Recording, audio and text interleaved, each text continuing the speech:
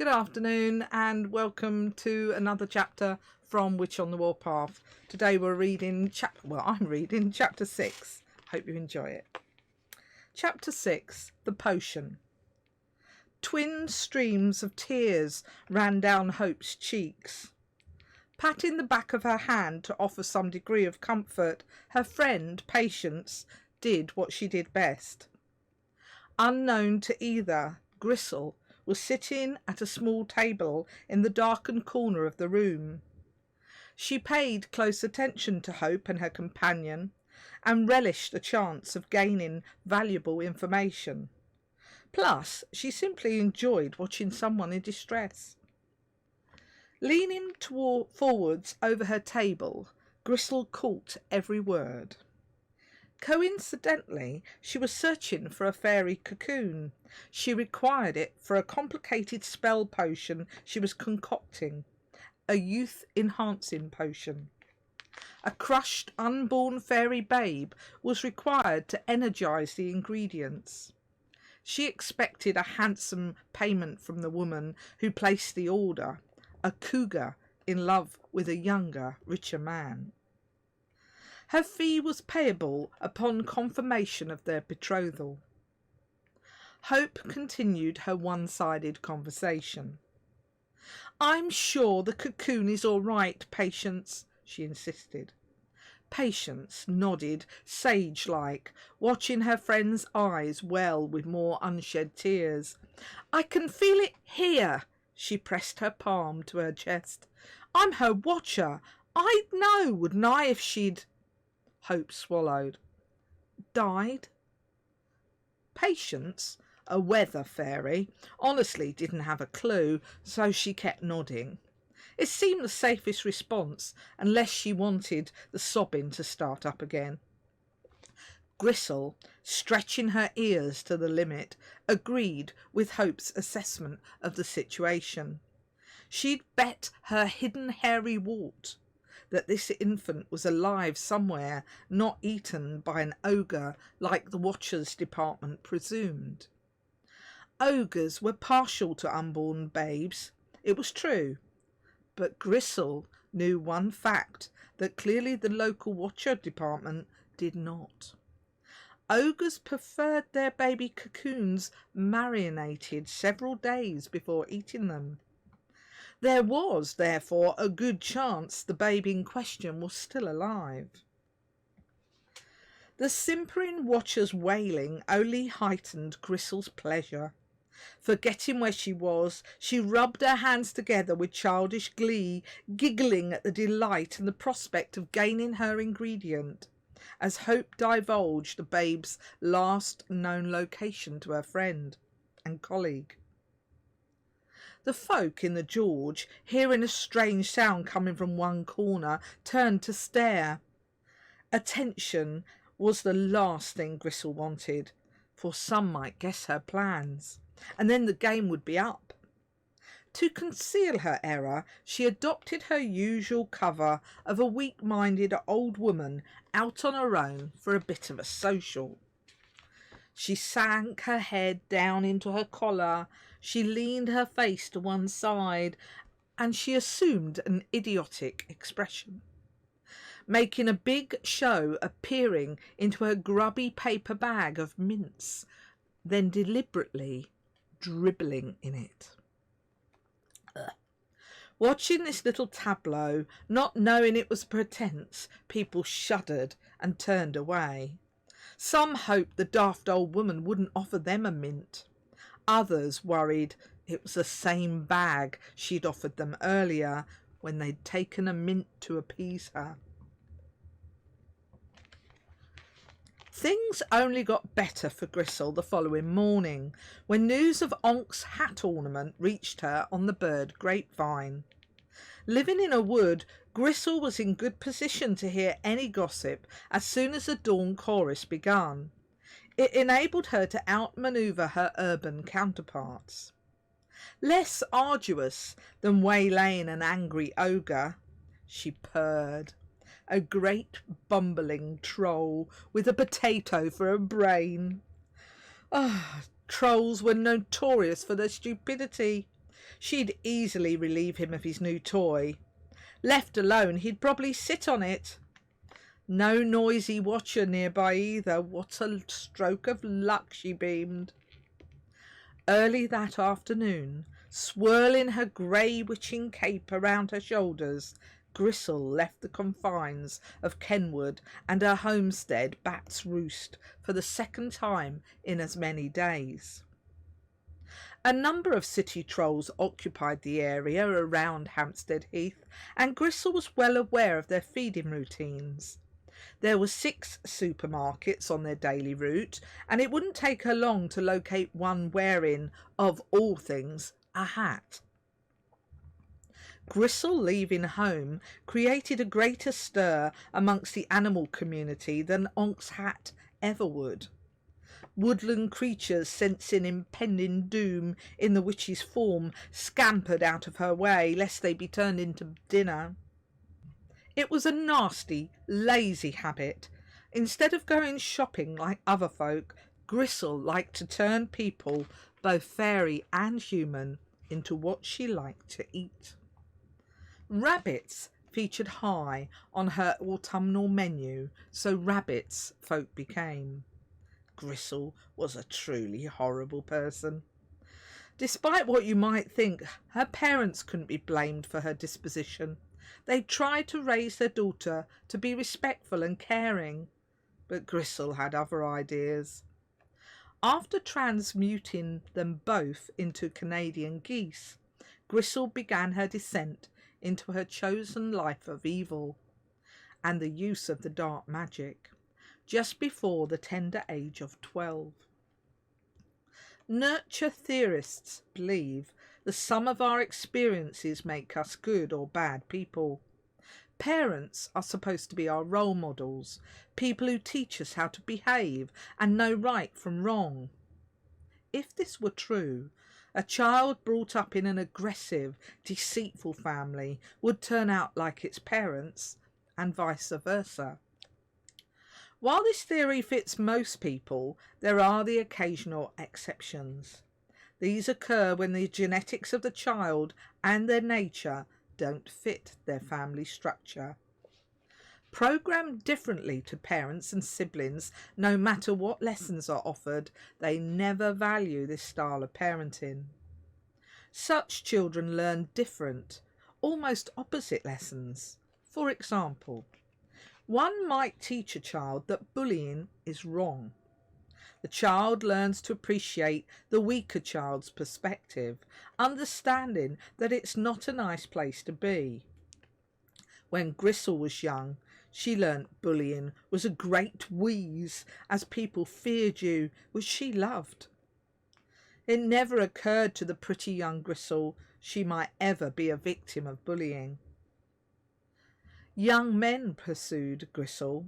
A few considered marrying her, but fluffy bunny rabbits don't have room to think about marriage in their tiny heads. After the Gristle treatment, if folk were quick thinking, they could find a white witch close by. The spell could be revoked, their mind intact. Unfortunately, due to the complexity of the spell, white witches sometimes altered a genuine rabbit in error. The outcome was humans who had been missing, presumed dead for weeks, abruptly appeared in the neighbourhood, reviving theories of alien abductions. A real rabbit, turned human by mistake, had its own unique set of problems. Care in the community existed for just such individuals. It provided the rabbit turned human with a room in the local B&B, turning them out into the streets for the daylight hours. Outside, they'd wander about without 2 brain cells to rub together, though a few managed to evolve enough to sell the big issue, along with needier humans. Gristle's home was avoided like the proverbial plague. It's hard to say which was considered worse, a giant pongy city troll or the black-hearted witch. At least trolls didn't require a cordon of police cones with fluorescent yellow crime-themed tape encircling their homes. The local police couldn't fathom why the cones were in situ. They'd been unable to remove them, along with the accompanying miles of tape, from the vicinity. Many times officers had removed the cones and tape, only to find them back in the precise location within 24 hours. Nor could they figure out why crime scene materials were being utilised in the first place. Extensive searches through their records failed to find any type of crime or incident occurring in Kenwood for the last 10 years. If only they'd triangulated routes home for missing people like the FC did. Gristle walked through the field away from her home, watched by several grey rabbits with white blazes down their noses. A few displayed primitive urges for survival by hiding beneath the bracken and bushes, their earlier biped lives long forgotten. Others sat, content to crouch in the grass, staring up with innocent chocolate button-sized eyes, not knowing they were at risk from the nice old lady smelling of peppermints as she passed by. Their soft pink lips nibbled at the ends of the sweet purple clover in the fatally attractive meadows beyond Bat's Roof.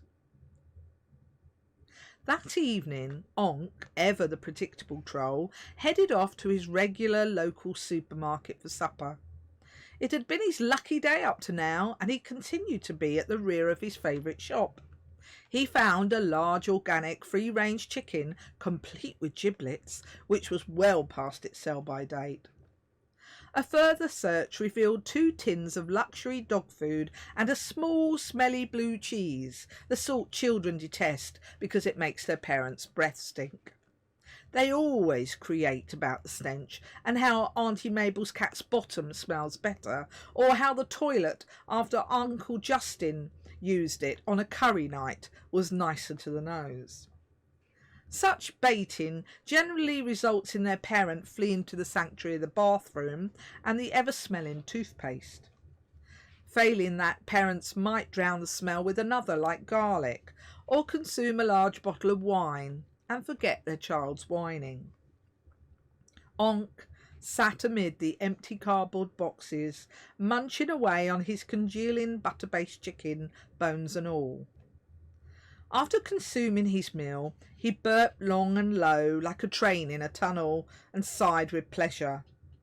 Tucking the smelly blue cheese under his hat for later, Onk settled back across the warm boxes for a quick after-dinner before-bed nap. Gristle knew the local troll's routines because she sometimes used troll hair, skin and nails in her evil spells and potions. She understood they lived to fight, mate and eat, and they were rigid in their likes and dislikes. This was the last supermarket on her list. Onk slept on, unaware of the impending danger approaching, not just to him, but to the tiny life he carried on the brim of his makeshift dog blanket hat.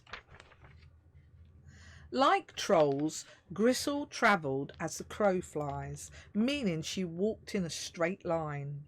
She ignored boundaries like gardens, pavements and road signs. Her goal was the supermarket, and that's where she went. This is why residents found strange things occurring throughout their properties. Doors in their homes opened and closed for no reason. Food disappeared off the shelves in their kitchens. Beloved garden plants, which had taken years of patience to establish, were trampled to bits in minutes. Hutches were found empty, their doors wide open, and their beloved Wootsy missing. Some residents suspected the #1 hooligan recently released from the Young Offenders Unit. Others imagined they were having a spiritual encounter. Both tried reassuring their offspring, telling them that the bunny fairy had visited in the night and taken Snowy to Bunnyland. Some sought advice from a spiritualist event at the nearby community hall. A few homeowners, the damage more extensive, clubbed together to hold a private séance, and were advised a restless spirit was in their midst. It held a glimmer of truth. Gristle had marched through their homes, and she certainly didn't have a patient bone in her body. There are rules about interacting with humans which magical folk are supposed to abide by.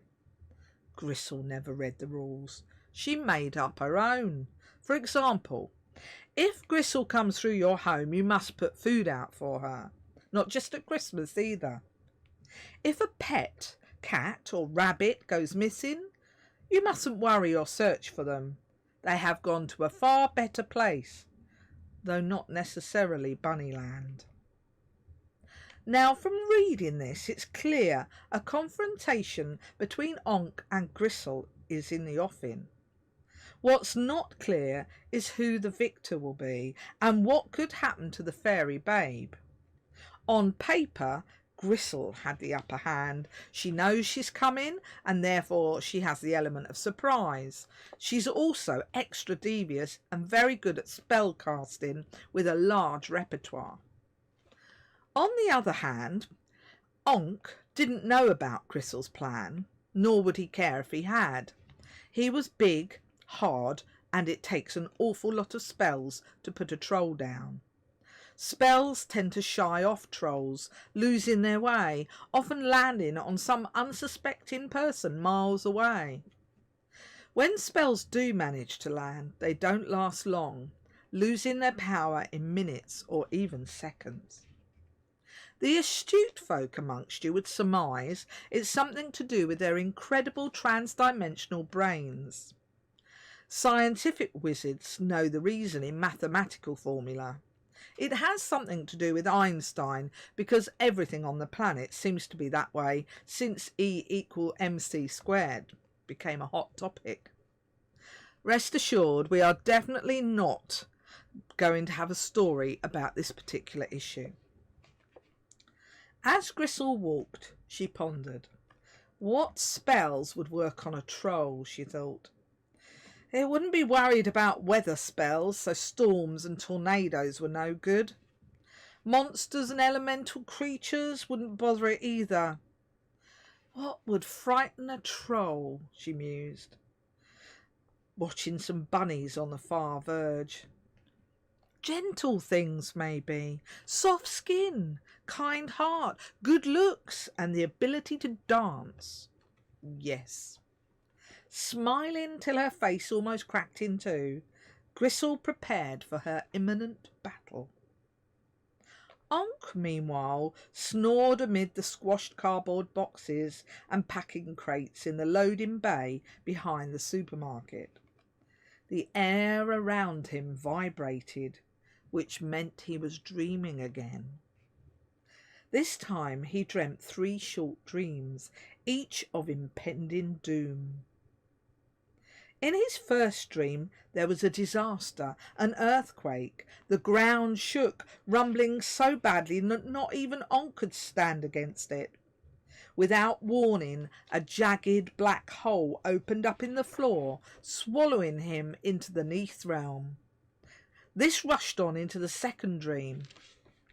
His second dream contained a many-headed monster striding towards him. He could see from its hungry eyes that it planned to eat him. Drool dribbled from its bacteria-infested mouth, displaying all 900 of its pointy orange, inward-bending teeth. Trolls are not afraid of anything. But it appeared hideous monsters were afraid of trolls, especially those with long hair. But his final dream was the worst.